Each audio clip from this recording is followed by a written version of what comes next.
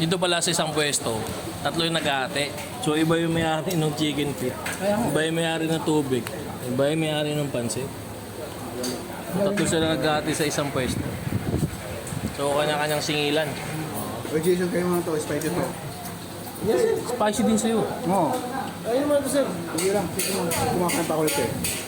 Kaya pala magkakaibigan. Pati bumbum. Kaya pala limang tao yung nabibigay sa atin ng menu, eh, no? Magkakaiba pala yun, isang pwesto. Kaya pa nag-uunang sila sa akin.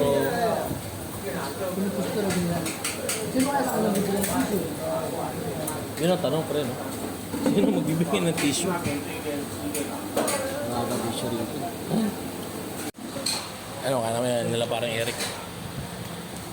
Ito mga not spicy. Ito ay spicy.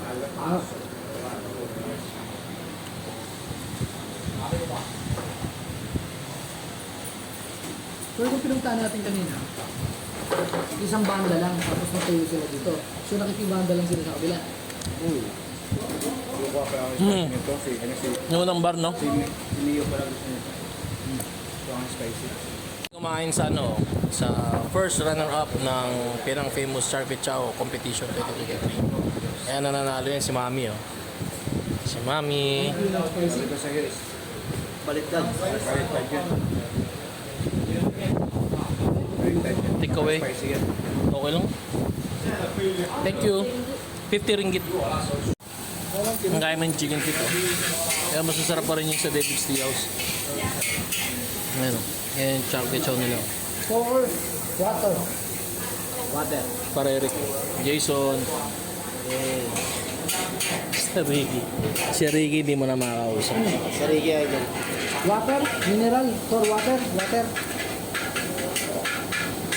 Ang tsura pa lang na itong Charpy Chow na to, panalo talaga to. Yung chicken feet nila, oh. Lambot, sakto lang.